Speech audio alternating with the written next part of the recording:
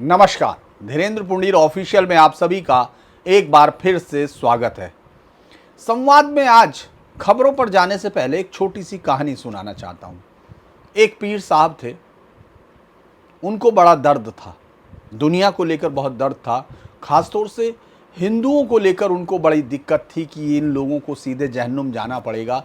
लिहाजा उन्होंने उनके लिए काम करना शुरू किया और इस काम के लिए सबसे ज़रूरी है कि पहले उनको दीन के रास्ते पर लाया जाए और हिंदू जो पुरुष हैं उनको ज़रा सीधे रास्ते पर लाना उनको लगा ये थोड़ा सा लंबा समय लगेगा, दिक्कत का काम है। लिहाजा उन्होंने देखा सबसे ज़्यादा तो परेशान हाल बच्चियां और महिलाएं हैं, तो सबसे पहले उन्हीं को दीन के रास्ते में लाया जाए। उसके लिए उनको थोड़ा बहुत अगर इनको आप लोग छल कपट कहते हैं तो मुझे लगता है ये सही नहीं है। उन्होंने एक रास्ता चुना कि ठीक है साहब, चूँकि महिलाएं हैं, बच्चियां हैं, उनको लाने के लिए थोड़ा सा अगर झूठ भी बोलना पड़े तो क्या क्या हो। तो इसीलिए उन्होंने कुछ लड़कों के ग्रुप्स बनाए ताकि वो भी लड़के मदद करना चाहते थे पीर साहब की, उनके अंदर भी दया थी और उन्होंने नाम बदल बदल कर उन लड़कियों को धीरे से लाना शुरू किया। वो दीन में लाई गई। उसके बाद लगा कि ये भी कम है, तो लिहाजा उन्होंने पैसे का इंतज़ाम करना शुरू किया, क्योंकि उनको मालूम है कि पैसे से काफ़ी कुछ ठीक हो सकता है। तो उन्होंने बाकायदा उसके लिए रेट भी लगाए, क्योंकि भाई कौन सी जाति की बच्ची है, कौन सी जाति की महिला है, उसको अगर दीन की तरफ लाना है तो कितने पैसे देने होंगे, इस पर रेट अलग अलग है, लेकिन एक रेट लगाया गया और इस तरह से काम चल निकला। चूँकि वो पीर भी थे तो दरगाह भी बनानी थी। तो अब इसके बाद होता क्या है कि जैसे हिंदू कथाओं में आता है कि राक्षस कुछ होते हैं या असुर कुछ होते हैं, वो सही काम करने नहीं देते। लिहाजा कुछ इसी तरह के लोगों ने, उनको शायद इस्लाम में जिन्नात कहते होंगे, इस तरह के जिन जो हैं वो पहुंच गए और उन्होंने शिकायत कर दी पुलिस के पास कि साहब पीर साहब जो है सही काम नहीं कर रहे हैं और कुछ ऐसा काम कर रहे हैं जो सही नहीं है। तो लिहाजा पुलिस का काम क्या है, उसने अड़ंगे लगाने शुरू कर दिए। वो पहुंची पीर साहब की तलाश में और पीर साहब गायब हो गए। जी हाँ, पीर साहब गायब हो गए। अब आपको लग रहा होगा ये कहानी तो बड़ी दिलचस्प है, क्योंकि पीर साहब गायब है, अब तक गायब है और उनकी मज़ार बन सकती है, उन पर दरगाह पर उर्स लग सकता है कुछ सालों बाद, ये बिल्कुल हो सकता है। तो ये कहानी अगर आपको झूठी लग रही है तो चलिए फिर मैं आपको इसको सच के पास ले जाता हूँ। एक बड़ा दिलचस्प कल केस आया, वो जो मैंने देखा कि अखबारों में कि किस तरह से 11 लोग जो है सनातन धर्म में वापस लौटे, घर वापसी हुई। ये आप देख भी रहे होगे, अलग अलग जगह से आ रहा है। ये लखनऊ में विश्व हिंदू परिषद का एक प्रोग्राम था, उन्होंने बहला फुसलाकर बनाए गए मुस्लिम 11 लोगों को वापस किया, हिंदू धर्म में वापस ले आए। अब जब उनके नाम सुनने शुरू किए तो उनसे नाम हुआ कि भाई इनके नाम है मांडवी शर्मा जो जैनब बनी, सोनू रानी मालती, अलग अलग जिलों के हैं ये सब महिलाएं जो हैं, रीना, पल्लवी, मन्नत, आबदी, हरदीप कश्यप, हरजीत कश्यप, संचित, गौतम, राम नरेश मौर्य, बलरामपुर, नरेंद्र मिश्रा, हरजीत सिंह व मूर्ति देवी ने घर वापसी की। अब इन लोगों का नाम बदल दिया, घर में वापस आ गए।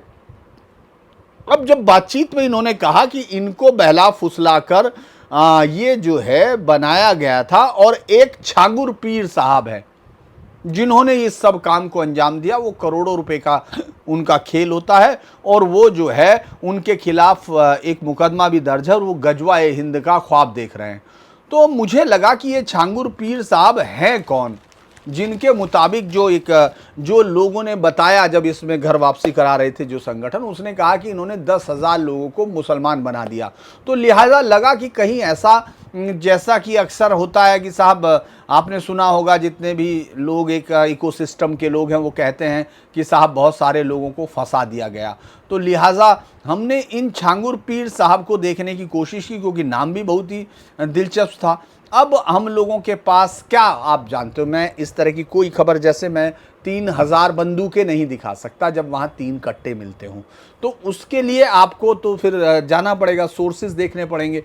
अब मैंने एक देखा कि जो आतंकवाद विरोधी दस्ता यानी एटीएस है, वो गोमती नगर की, उसमें 2024 में 16/11/2024 को एक एफआईआर होती है रात को 11:15 बजे।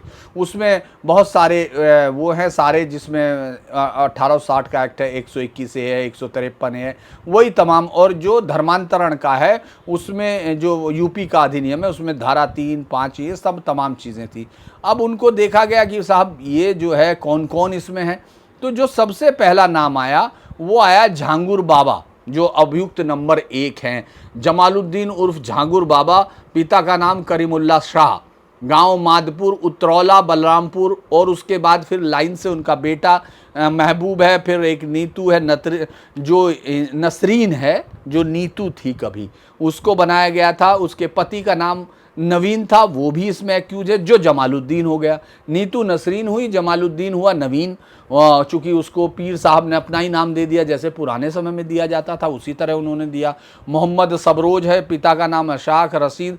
कुल मिला के 9 लोगों के साथ एक उन्होंने जो है वो दिया जो अज्ञात में शामिल है। वो उसके बाद अब ये जो अगर FIR अब आप पढ़ना शुरू करते हैं, तो मैं जो आपको कहानी सुनाना चाह रहा था उसका ये है कि ये जो इसके लिए जांच के लिए उनको 12/1/2024 को ये दिया गया कि राष्ट्र विरोधी घुसपैठी आतंकियों की जांच गहन कराई जाए।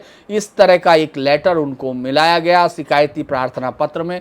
ग्राम मधपुरा, थाना गंडास, बुजुर्ग जनपद बलरामपुर में पीर साहब, नसरीन, जमालुद्दीन, महबूब नाम के 3-4 लोगों के रहने, विदेशी फंडिंग से 1 साल के अंदर शोरूम, आलीशान बंगला, फॉर्च्यूनर, क्रेटा जैसी लग्जरी गाड़ियां खरीद के एक बड़ी इमारत को जो आतंकी ट्रेनिंग कैंप के तौर पर इस्तेमाल किया जाना की बात उन्होंने कही और इसके आरोप लगाए गए थे। अब इस पर पुलिस, उन्होंने ये तक कहा कि शिकायती पत्र में कि साहब जो लोकल पुलिस है और वहाँ के लोग जो है मिले हुए हैं, लिहाजा वो पैसा इतना ज़्यादा लेते हैं और काम नहीं होता। अब उसकी जांच जो है उच्च अधिकारियों के निर्देशानुसार इन शख्स के साथ की गई। ये तारिक साहब है, इन्होंने इसकी जांच शुरू की। अब जांच में पाया गया कि साहब ये जमालुद्दीन उर्फ छांगुर बाबा, ये जो है वहाँ रहते हैं 3-4 वर्षों से 40-50 व्यक्तियों के साथ चांद ओलिया दरगाह के बगल। अपने आप को पीर, और जो सही नाम है वो ये है सूफी बासफा हजरत बाबा जलालुद्दीन शाह कहता है, यानी जो एक मज़ार के लिए जिस पर वो उर्स बनाया जाए उसके लिए उसने पूरा उपयुक्त नाम अपना रख लिया था, जो सबसे पहली ज़रूरत है, क्योंकि आपका नाम इतना लंबा होना चाहिए ताकि आपको एक बार में याद ना हो सके। तो साहब उन्होंने कहा कि उसमें उनका उर्स भी होता था, सालाना उर्स होता था। देशभक्तियों का छंगुर बाबा किताब भी लिख चुके हैं। उन्होंने लिखा सिजर तैयबा, ये नाम किताब, और उसके माध्यम से इस्लाम धर्म का प्रचार प्रसार करता है।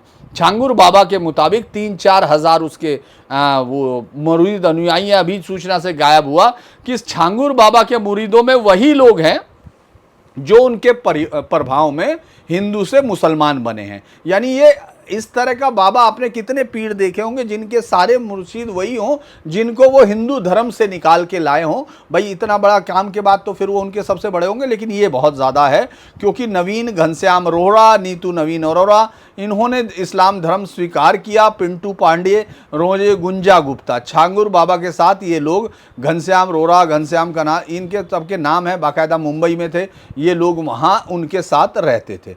उन सब ने जब इनके साथ सरकार ने जब इनको देखा कि भाई इनका कैसे हुआ, तो तीनों ने, ये 3 जो नाम मैंने आपके सामने लिए, इन्होंने 16/11/2015 को छांगुर साहब के प्रभाव के कारण दुबई में जाके धर्म परिवर्तन किया और दुबई सरकार के जारी किए गए सर्टिफिकेट ऑफ एम्ब्रेसिंग इस्लाम 4/5/2021 को उस संबंध में उनके द्वारा धर्म परिवर्तन एक उन्होंने बाद में ये भी दिया, वो उनका साफ हुआ। इस्लाम धर्म करने के बाद उन्होंने जो अपने नाम है नवीन घनश्याम रोहरा, नीनू नवीन रोहरा और साले नवीन रोहरा द्वारा अपने नाम रखे गए जमालुद्दीन, नसरीन व सबिहा रख लिया गया, जो वर्तमान में इनके साथ रहते हुए बाकी तमाम लोगों को इस्लाम के लिए उत्प्रेरित करते रहते हैं।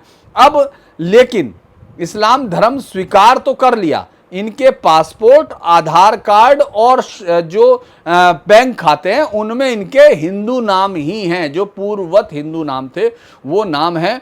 और उनके साथ इनके गुंजा गुप्ता पुत्री अवधेश कुमार गुप्ता विनयखंड में। इसके बाद इन्होंने भी अपना नाम रख के धर्म बदला। अच्छा हाँ, एक और बड़ी बात है कि इस दौरान जो उन्होंने 3 सालों में जो ये जब FIR होती है और वो सब चीज़ें देखते हैं, उसके पिछले 3 सालों में जो बड़ी भारी मात्रा में उन्होंने ज़मीनें खरीदी जो भी उन्होंने बैंक वो किए गए, शपथ पत्र लिए गए, भूमि के बैनामे किए गए, उन सब में उनके पूरे हिंदू नाम वापस रहे हैं। ये मैं एफआईआर पढ़ रहा हूँ आपके सामने, कोई जांच के बाद की वो है ये। इसके बाद उन्होंने एक और नाम दिया कि गुंजा गुप्ता पुत्री अवधेश कुमार गुप्ता निवासी वीरेखंड गोमती नगर द्वारा इस्लाम धर्म, और नाम रखा गया अलीना, और अमित बाबू उर्फ अबू अंसारी, यानी अमित उर्फ अबू अंसारी के साथ उनका विवाह करा दिया गया।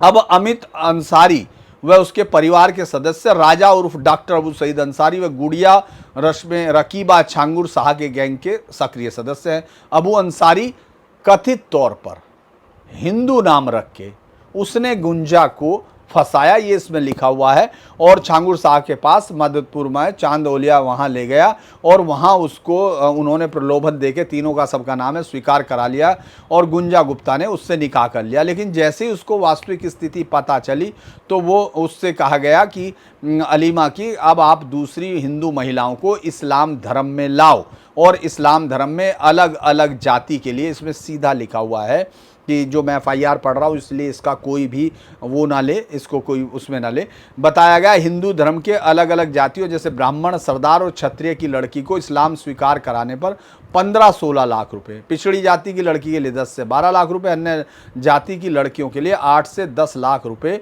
निर्धारित किए गए हैं। इस प्रकार माधवी शर्मा को जो है अरविंद कुमार निवासी को औरैया से महराज नाम का एक लड़का था जिसने अपना छद्म नाम रुद्र रखा, और वो प्रेम प्रसंग में फंसा के लाया, और उन्होंने कहा कि माधवी शर्मा के पिता को उससे शराब छुड़ाई जानी है, इसीलिए उसको छांगुर शाह से मुलाकात कराई गई, इस्लाम धर्म स्वीकार करने के लिए बाध्य किया गया। जब उसने मना कर दिया तो उसको ले जाके कानपुर महराज, उसके पिता रियाज व भाई उमर, सभी लोग, आप सोचिए कि किस तरह का काम होता है, शारीरिक शोषण कर वीडियो बना लिया गया। वीडियो कॉल के द्वारा छांगुर शाह ने अब उसको ये कहा या तो आपको बनना होगा वरना ये वीडियो हम जो है सब लोग करेंगे, और उसका जबरन निकाह करा दिया। कुछ दिनों बाद मौका पाकर वहां से भाग गई, और वो मानवी शर्मा निकल भागी, और उसने बाकायदा एक एफआईआर दी, लिखित सूचना प्रेषित की, लेकिन उसमें उसने बताया कि किस तरह से छांगुर बाबा ने एक संगठित गिरोह बनाया जिसमें अनुसूचित जाति महिलाओं को प्रमुखता दी गई, जिनके माध्यम से धर्मांतरण किया जा रहा है। अब इसमें पूरा उसने नाम दिए, तमाम नाम मैं क्या पढ़ूंगा, वो तमाम बहुत लंबे हैं, जो गरीब मजदूर लड़कियों को लालच देके धर्मांतरण हेतु टारगेट किया गया। इसके अलावा जो वहाँ सरकार के लोग हैं वो सब के बारे में पूरी लंबी जो लोग हैं वो, अब जो इन्होंने कितने गरीब मजदूर, नरेंद्र कुमार, जो जगत प्रसाद कश्यप, थाना हरैया बलरामपुर, राम नरेश, इसके अलावा हरजीत, जिनके नाम आज जिन्होंने वापसी की है उनके नाम मैं एफआईआर में पढ़ रहा हूँ साहब। बुजुर्ग जनपद कमल किशोर, मालती देवी, थाना डुमरियागंज को प्रलोभन व प्रेरित किया गया, जिसका खुलासा जांच कार्रवाइयों के दौरान इन तमाम लोगों ने बाकायदा अपने शपथ पत्र दिए हुए हैं कि साहब इन्होंने नवीन उर्फ जमालुद्दीन और वो जो है गरीब और मजदूर किस्म के व्यक्तियों से हिंदू धर्म के देवी देवताओं की आलोचना करके, वो तो आपको मालूम है तमाम लोगों को बताना ही पड़ता है कि साहब बहुत ही ख़राब धर्म है और बहुत सारे इसमें देवी देवता हैं, तो इसलिए कुछ बहुत इनके पास नहीं होता है। तो इनको इस्लाम धर्म के स्वीकार करने में कई चरणों की कोशिश की गई, और जो नहीं करता उसको, क्योंकि इसमें क्यों उन्होंने किया, उसमें दलित लड़कों और उनका इस्तेमाल इसलिए ज़्यादा किया कि जो भी मना करता है लिहाजा उसके खिलाफ क्या होता है कि उसके खिलाफ SC एक्ट लगता है। अब इसी में संचित व मालती देवी अनुसूचित गरीब मजदूर है। मालती देवी जो है बहुत विधवा थी और बेसहारा थी। जब उसने इस्लाम धर्म स्वीकार नहीं किया तो छांगुर शाह ने उसके खिलाफ अभियोग पंजीत कर दिया, और जांच में ये प्रकाश में आया। देखिए जांच हो रही है, उसके बाद की कहानी मैं आपको बता रहा हूँ। इसके बाद उसने कहा है कि विगत 3-4 वर्षों में ही छांगुर शाह ने अपने मुरीदों के लगभग 100 करोड़ रुपए से अधिक की संपत्ति, आप ये सोचिए 100 करोड़ रुपया 3 साल में इकट्ठा करना कितना होता है, ये आप तमाम दर्शक लोग समझ सकते हैं।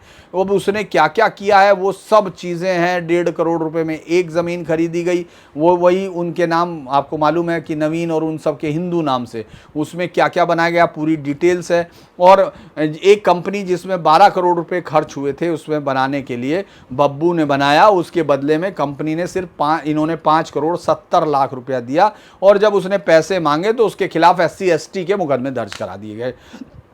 इसके अलावा एक जमीन, तालाब की जमीन तहसील कर्मियों की मिली भगत से छांगुर शाह के नाम चढ़ाकर 1 करोड़ में उसको फिर नीतू ओहरा खरीद लेती है, जो नसरीन बन चुकी, लेकिन कागजों में वही है। गांव रहर माखी में भी 3000 वर्ग फीट में मकान और मुरीदों से मकान बनवा रखे, जिसमें 50 व्यक्ति रहते हैं और मरने मारने को उतारू रहते हैं। ये पूरा तमाम है। 16 करोड़ रुपए में उसने पुणे महाराष्ट्र में ज़मीन खरीदी। इसके अलावा ज़मीन का बंटवारा किस तरह की गया, ये सब चीज़ें हैं। और सरकारी दफ्तर में जो कर्मचारी हैं उनकी पत्नी इनके साथ हिस्सेदार होती हैं ताकि केस ना चले, जिनकी बात की थी। अब अगर हम लोग उनके पासपोर्ट की बात, पता चलता है कि इनके पासपोर्ट शिक्षा जो लोगों के हैं उनमें 2-2 पासपोर्ट हैं और ये लोग वहाँ तक गए, बाहर तक गए, उसकी तमाम यात्राएं हैं, विदेश यात्राएं हैं, लेकिन इनके खातों में जो पैसा आना शुरू हुआ, आप वो सुन के देखिए। नवीन घनश्याम के खाते में जो छांगुर शाह के पास 2 है, अभी दूसरा उसने दिया नहीं था जब तक ये जांच चल रही थी। अब उनके 8 बैंक खाते में, उनको पूरे बैंक खातों के नाम वाम सब पुलिस के पास है।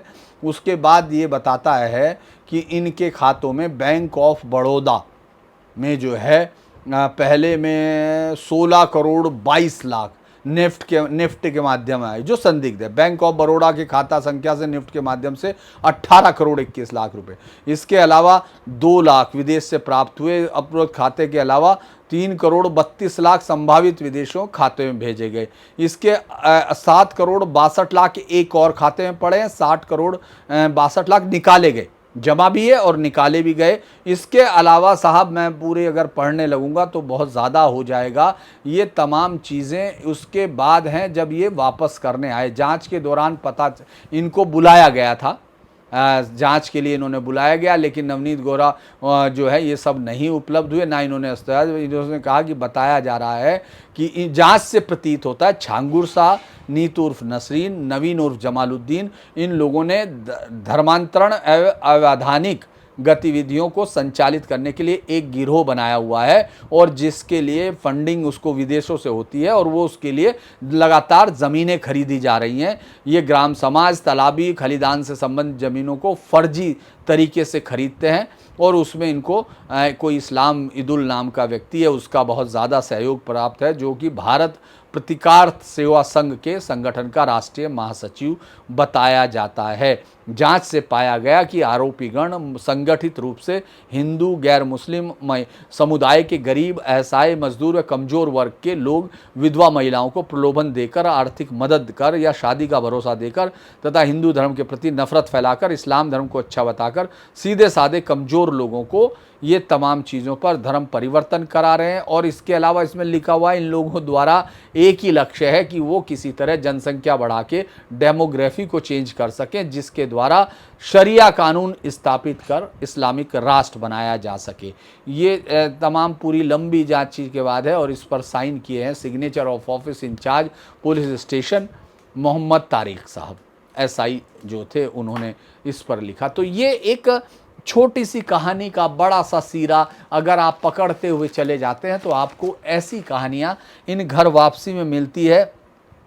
अब इसके लिए मुख्यमंत्री से उन्होंने कहा है इस संगठन ने कि साहब जो गोपाल राय ने कि भाई आप इनको वापस लीजिए, क्योंकि ये गजवा है हिंद के तमाम, मैंने ये जो नाम आपको लिए हैं वो नाम आपको यहाँ बाकायदा इसमें दिखाई देते हैं। तो ये एक कहानी है। इस कहानी से अब हम आगे की तरफ चलते हैं, क्योंकि कहानियाँ तो और भी हैं। मैं एक कल की तैयारी पर करता हूँ, हालांकि मेरी इच्छा ये भी है कि मैंने जैसे दिन में आपको कहा था कि किस तरह से आज का दिन है, आज के दिन में अभिषेक मनु सिंघवी ने कई सारी दलीलें दी और वो दलीलें घूम फिर के वहीं जा रही है कि कहीं संपत्ति गई नहीं है, कहीं कुछ नहीं हुआ है और ये सब जो है इन्हीं के पास है। मैं उस पर मुझे लगता है समय रहेगा तो बात करेंगे, लेकिन अगली जो खबर जो अपडेट होगी वो है कि किस तरह से कल जो है आपको दिखाई देगा आखिर जो दोनों भाई हैं बाल ठाकरे और वो उद्धव ठाकरे, माफ़ कीजिएगा, बाल ठाकरे के बेटे उद्धव ठाकरे और राज ठाकरे, कल उन्होंने जो आमंत्रित किया है, सबको नाचते गाते हुए आते हुए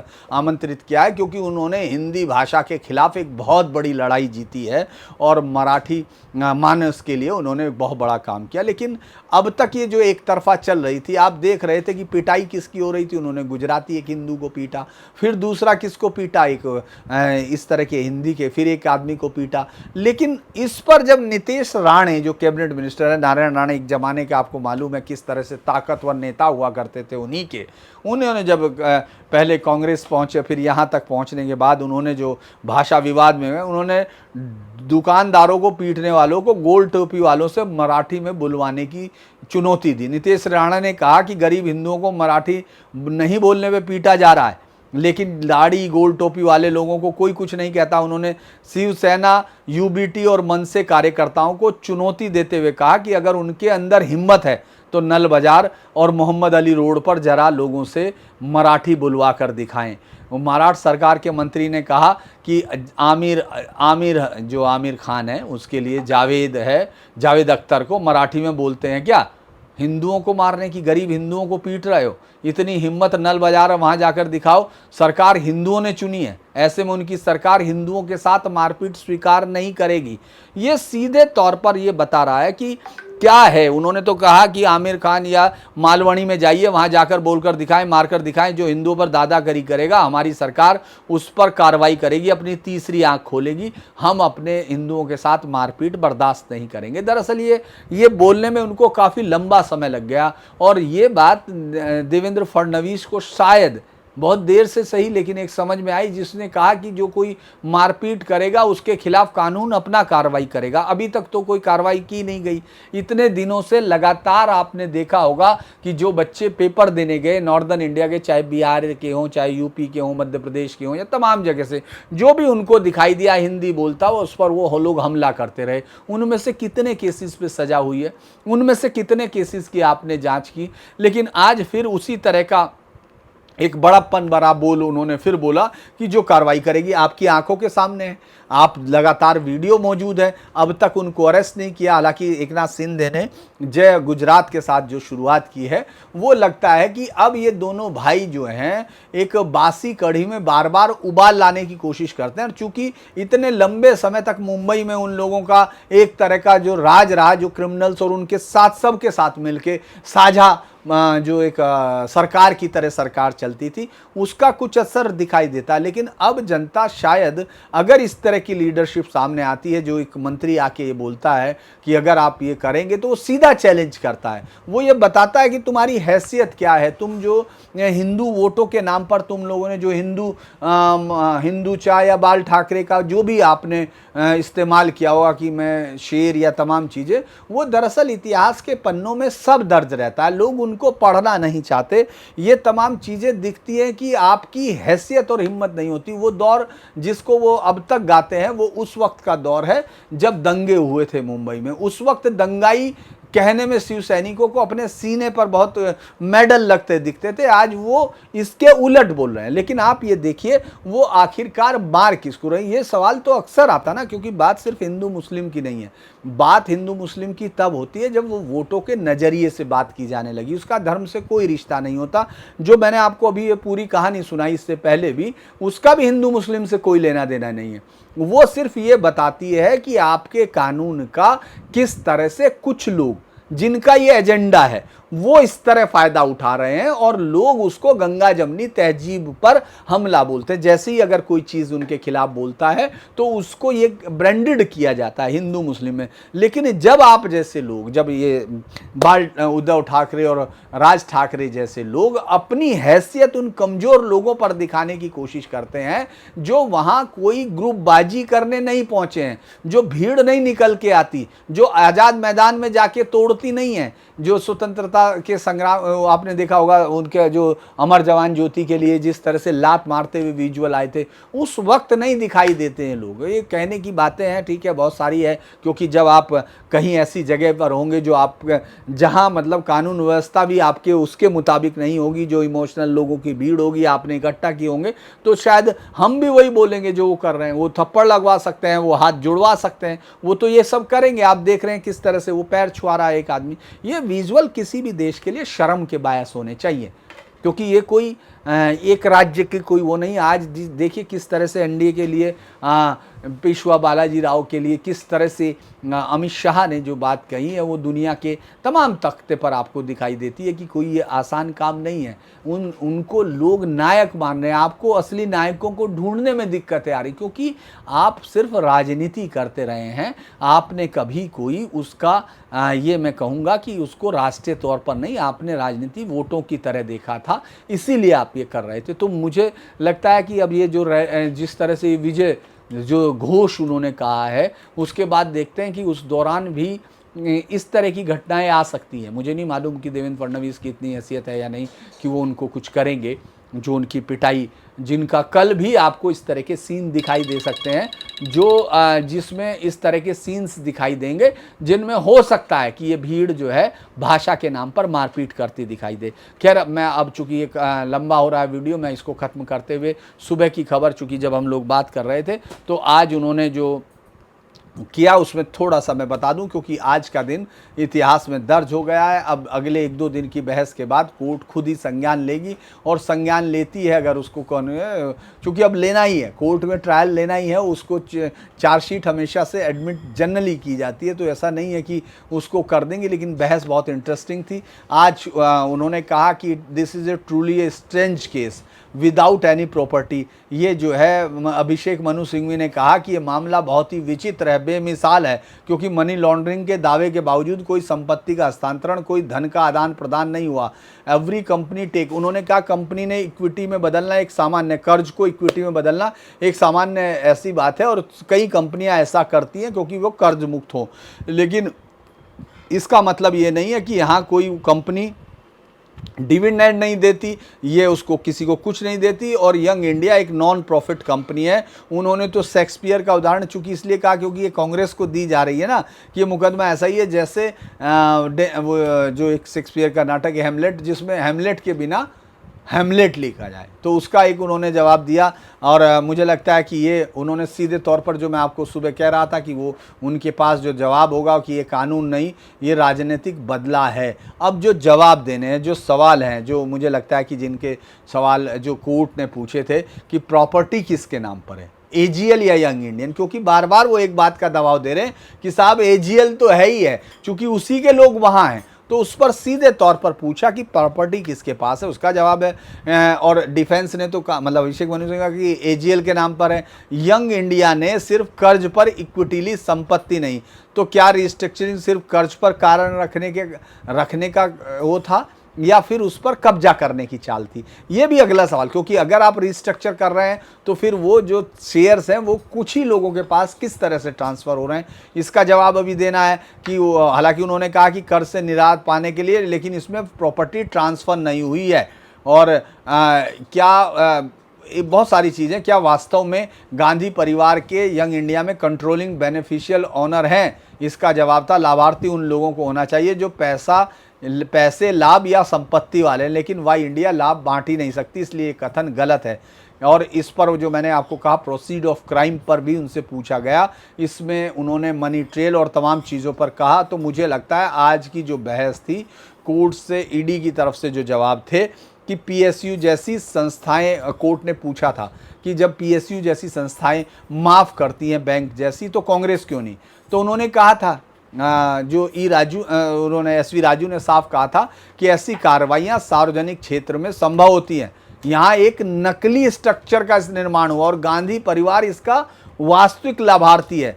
उन्होंने कहा कि अगर ये संपत्ति ट्रांसफर नहीं हुई, कोर्ट ने कहा, तो क्या ये शेड्यूल ऑफेंस बनता है? ईडी की तरफ से जवाब आया कि यस, वाई यंग इंडिया ने एजीएल की शेयरिंग और मैनेजमेंट को बदला है प्रभाव से, और इससे ही संपत्ति में जो है मूवमेंट्स, और वो कहा जा सकता है सीधे तौर पर कि यही एक मनी लॉन्ड्रिंग का है। तो फिर मैंने आपको बताया था कि क्यों उन्होंने उसको नहीं बनाया कांग्रेस को या तमाम एजी की चार्जशीट में। तो उन्होंने कहा था कि अब जल्दी ही जो जांच बढ़ेगा उस पर जवाब दिया जाएगा। गांधी परिवार ने संपत्ति का नियंत्रण लिया, इसे शाम ट्रांजैक्शन उन्होंने कहा था, और बेनिफिशियल और ऑनरशिप को आधार माना। तो ये बड़ी इंटरेस्टिंग है। बहुत बहस इंटरेस्टिंग है और इस देश की राजनीति में एक बड़ा बदलाव ज़रूर आएगा, ऐसा मेरा विश्वास है। आप सब लोगों को कैसा लगा, क्या ये वीडियो कैसा लगा, इस पर तो आप अपनी राय दीजिए। मेरा आपसे अनुरोध है कि जो वीडियो अच्छे लगते हैं, कुछ पुराने वीडियो भी आपको देखने होंगे जिनमें एक रेफरेंस के साथ कोई जानकारी होती है। तो जिन लोगों ने पुराने वीडियो नहीं देखे उनको ये सोच कर ना देखें कि वो किसी ख़ास तारीख के लिए है। वो ज़्यादातर में रेफरेंस इस तरह के जो आगे सस्टेन करता है, लेकिन आप लोगों का जो सहयोग है वो मिल रहा है, वो दिख भी रहा है, आप सबको भी दिख रहा है, क्योंकि यूट्यूब तो एक ऐसा मीडियम है जो सबके लिए बिल्कुल ओपन है। तो मेरा आपसे अनुरोध है कि अगर आपको ये वीडियो पसंद आया हो तो आप इसको लाइक कीजिए, सब्सक्राइब कीजिए और शेयर कीजिए। नमस्कार।